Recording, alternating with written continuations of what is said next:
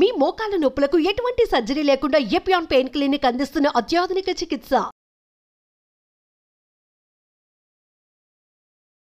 Sir ఇక next ఏ plant పరిచయం చేయబోతున్నారు సార్? మరొక సాధారణంగా మనకి కనిపించేటువంటి మొక్క కుప్పింట, ఎకాలిఫా ఇండికా అని దీనికి లాటిన్ నేమ్ ఇది. దీన్ని కుప్పింట అనేటువంటి పేరుతో మన తెలుగులో అంటారు. అలాగే పిప్పాకు అని సాధారణ గ్రామాల్లో పిలుస్తారు. దీనికి పచ్చగా, ఆకుపచ్చగా ఎల్లప్పుడూ బాగా పసరు ఉట్టిపడేట్టుగా కనిపిస్తూ ఉంటుంది. ఇది రాయలసీమ ఏరియాలో దీన్ని మూర్కొండ అనే పేరుతో, మూర్కొండాకు అనే పేరుతో కూడా పిలుస్తారు. సంస్కృతంలో దీన్ని హరిత మంజరి, హరిత అంటే పచ్చదనం, ఇది ఎప్పుడు పచ్చగా ఉంటుంది కాబట్టి హరిత మంజరి అనే పేరుతో కూడా పిలుస్తారు దీన్ని.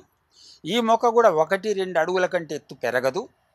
వర్షాకాలంలోనే పుడుతుంది, ఎండాకాలం వరకు తిరిగి చనిపోతుంది. ఈ మొక్కని ప్రతి చోట మనం కలుపు మొక్కలు అని చెప్పేసి అని పెద్ద తోటల్లో మన వ్యవసాయ భూముల్లోంచి పెరిగి పారేస్తూ ఉంటారు. పారేసినా దీని గింజలు పడి మొక్క వస్తూనే ఉంటుంది, ఎవరు నాటాల్సిన పని లేదు. ఇది వర్షాధారంగానే పెరుగుతూ ఉంటుంది. దీన్ని సాధారణంగా పూర్వకాలం నుంచి ఈ కుప్పింట మొక్కకు ఒక ప్రత్యేకమైనటువంటి స్థానం చర్మరోగాలపై ఉంది. చర్మరోగాల్లో ఒకప్పుడు ఈ స్కేబీస్ విపరీతంగా ఉండేది. స్కూళ్ళల్లో పిల్లల్లో ఒకసారి స్కూల్లో ఎవరికో ఒకరికి ఆ స్కేబీస్ వచ్చిందంటే పక్కనున్న వాళ్ళందరికీ కూడా బట్టల ద్వారా అంటుకుపోయి స్కూల్ అంతా 30-40% పెరిగేది. ఆ రోజుల్లో పెన్సిలిన్ ఇంజెక్షన్ తప్ప ఇంకోటి దానికి ఇది లేకుండేది. ఎన్ని సోపులు పెట్టినా ఏం చేసినా కూడా తగ్గకపోయేది.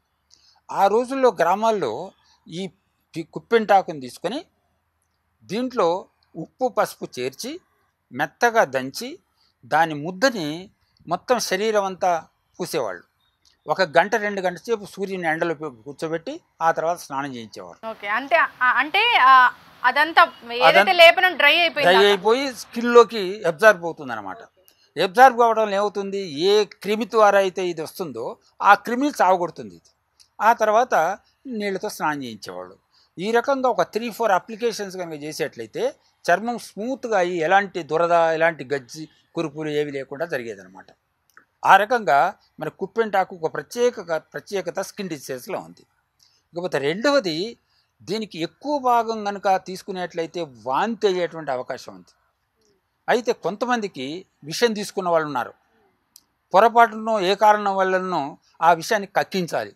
అలాంటప్పుడు దీని యొక్క రసాన్ని కనుక ఇచ్చేట్లయితే వామిటింగ్ అవుతుంది. ఓకే, ఎవరైనా పాయిజన్ కానీ తీసుకున్నట్లయితే ఆ వెళ్ళింది బయటికి రావడానికి బాగా మన కామన్ సాల్ట్, ఒక 2 చెంచాలంత కామన్ సాల్ట్ ఇది కలిపి మెత్తగా నూరేసేసి దాన్ని తాగిచ్చేసి ఇమీడియట్ గా వామిటింగ్ అవుతుంది. అంటే ఎప్పుడైనా ఫుడ్ పాయిజన్ అయినప్పుడు కానీ, లేదంటే మనకు తెలియకుండా ఇలాంటి ఫంగస్ ఇన్ఫెక్షన్ ఫుడ్ తీసుకున్నప్పుడు కానీ కూడా ఇది మనం వామిటింగ్ ఇండ్యూస్ చేయాలనుకుంటే కామన్ సాల్ట్ ప్లస్ ఇది ఇమీడియట్గా within no time vomiting అవుతుంది.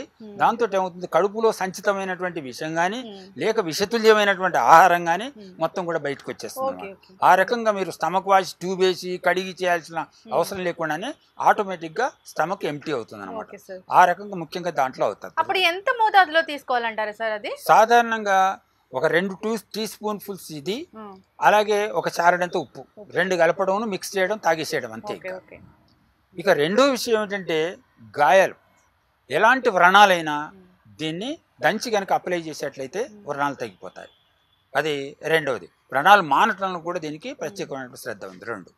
మూడవది ముఖ్యమైనటువంటిది ఏమిటంటే, ఎలాంటి కర్ణ సంబంధమైన వ్యాధులైనా, అది చెవి పోటు కావచ్చు, చెవిలో దురద కావచ్చు, చెవిలో చీము కావచ్చు, ఇలాంటి వాటిలన్నింటిలో కూడా దీని యొక్క రసాన్ని కొంచెం గోరువెచ్చగా చేసేసి ఒక పించ్ ఆఫ్ సాల్ట్ అందులో వేసేసి చెవిలో చుక్కలుగా వేస్తారు. అంటే ఈ లీవ్స్ యొక్క జ్యూస్ తీసుకోవడం, దాంట్లో కొంచెం 2 ఉప్పు కల్లులు వేయడం, కొంచెం గోరెచ్చగా చేసేసి చెవిలో డ్రాప్స్ వేయడం. దానివల్ల చెవి పోటున్నా, చెవిలో దురద ఉన్నా, అలాగే చెవిలో చీము గారుతున్నా చెవిలు శుభ్రం కావడానికి ఆస్కారం ఉంది. గోరువెచ్చగా ఉన్నప్పుడే వేయాలంటారా సార్? మరీ వేస్తే కాలిపోతుంది. చల్లగా ఉందనుకోండి యాక్షన్ త్వరగా కాదు, త్వరగా యాక్షన్ కావడానికి కొంచెం గోరువెచ్చడి వేయాలి అట్లా అనమాట. ఆ రకంగా మనం చెవి పోటులోనూ వాడచ్చు, వ్రణాలలోనూ వాడచ్చు. వ్రణాలనేమో దీన్ని మెత్తగా దంచేసేసి దాని పేస్ట్ని ఆ వ్రణంపై వేసి కట్టుకట్టడం, అలా వరుసగా కడుతున్నట్లయితే వ్రణం క్లీన్ అయిపోయి త్వరగా హీలింగ్ ప్రాసెస్ స్టార్ట్ అవుతుంది అనమాట. అలా దాంట్లో చేయొచ్చు. మూడవది మనం వామిటింగ్ చేసిన దానికి ఉపయోగపడుతుంది. ఇవి కాకుండా కూడా ప్రత్యేకించి తేలుకాట్ లాంటి వాటిలలో అంటే క్రిమికీటకాదుల కాట్లలో కూడా దీన్ని పేస్ట్ అప్లై చేయడం కానీ దీన్ని జ్యూస్ అప్లై చేయడం కానీ చేయొచ్చు అనమాట. సో ఇంకా దీనిలో ఉన్న మెడిసినల్ వాల్యూస్ అంటే ఏం చెప్తారు సార్? ఇంకా దీన్ని ఈ డాండ్రఫ్ లో కూడా వాడతారు. డాండ్రఫ్ లో నిమ్మరసం, ఈ కుప్పెంటాకు రసం, ఈ రెండింటిని కలిపి తలపై అప్లై చేస్తారు. చేసి తర్వాత స్నానం చేయించడం అనమాట, తల స్నానం చేయించడం. ఇలా కనుక వరుసగా చేస్తూ పోయినట్లయితే డాండ్రఫ్ కూడా అంటే డాండ్రఫ్ తో బాధపడేవారు ఎవరైనా సరే ఇప్పుడు ఈ మీరు చెప్పిన పిప్పంటి రసాన్ని తీసి ఆకుల నుంచి సో నిమ్మరసంలో కలిపి అప్లై చేసుకోవాలి. ఒక 2-3 అవర్స్ తర్వాత తలస్నానం చేయాలి. అంటే ఇది రెగ్యులర్ గా చేస్తూ అలా రెగ్యులర్ గా ఒక 5-6 సార్లు చేసేట్లయితే అది తగ్గిపోతుంది. Okay sir. అంటే ఇది ఎక్కువగా చేదు ప్రభావం ఉంటుందా సార్ దీనికి?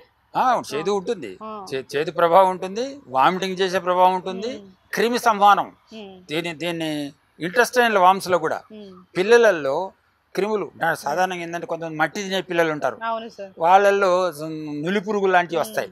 ఆ నులిపురుగులు పోవడానికి కూడా దీని రసాన్ని ఒక హాఫ్ స్పూన్ కంటే ఎక్కువ వేస్తే వామిటింగ్ అవుతుంది. అందుకొరకని తక్కువ మోతాదులో, ఇంకా చిన్న పిల్లలు అయితే డ్రాప్స్, లేకపోతే అయితే హాఫ్ టీ స్పూన్ ఫుల్ అది కనుక మనం మజ్జిగలో కలిపి కనుక తాగిచ్చేసేట్లయితే క్రిములు కూడా పోతాయి. ఓకే. అంటే దీన్ని ఏ విధంగా కానీ ఆహారంగా మాత్రం తీసుకోకూడదు. ఆహారంగా కాదు, ఇది కేవలం ఔషధంగానే తీసుకోవాలా. ఇటు ఎక్స్టర్నల్ గానీ లేదా ఇంటర్నల్ గా కానీ, అటు చెవిలో కానీ. తర్వాత దీనికి మరొక ముఖ్యమైన ఉపయోగం ఏంటంటే పుప్పి పన్ను, కేరీస్ టూత్ అంటాం. కేరీస్ టూత్ ఆ పేరుతోటే పుప్పాకు, కుప్పెట్టాకు అనే పేరు వచ్చింది. అయితే దీంట్లో ఏం చేస్తారంటే కొంచెం సాల్ట్ వేసి మెత్తగా దంచి దాన్ని పుప్పి పన్ను పైన పెడతారు.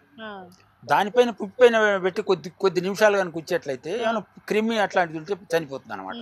అందువల్ల దంతంలో పెయిన్ వచ్చినా, దంతంలో క్రిమి వచ్చినా, పుప్పి పన్ను వచ్చినా ఇది ఈ కుప్పెంటాకు, ఆ పిప్పాకును దీన్ని అప్లై చేసుకోవచ్చు అన్నమాట.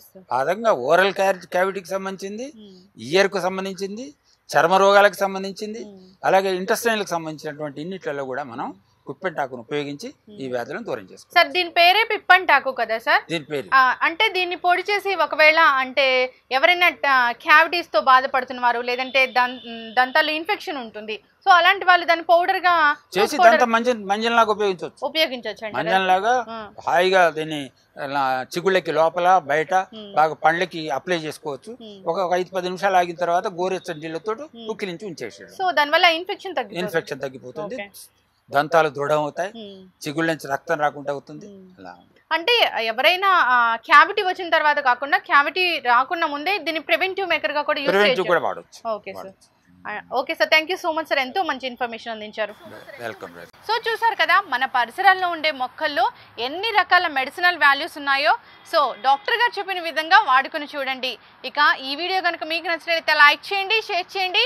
మరిన్ని ఇంట్రెస్టింగ్ అప్డేట్స్ కోసం మా ఛానల్ని తప్పక సబ్స్క్రైబ్ చేసుకోండి.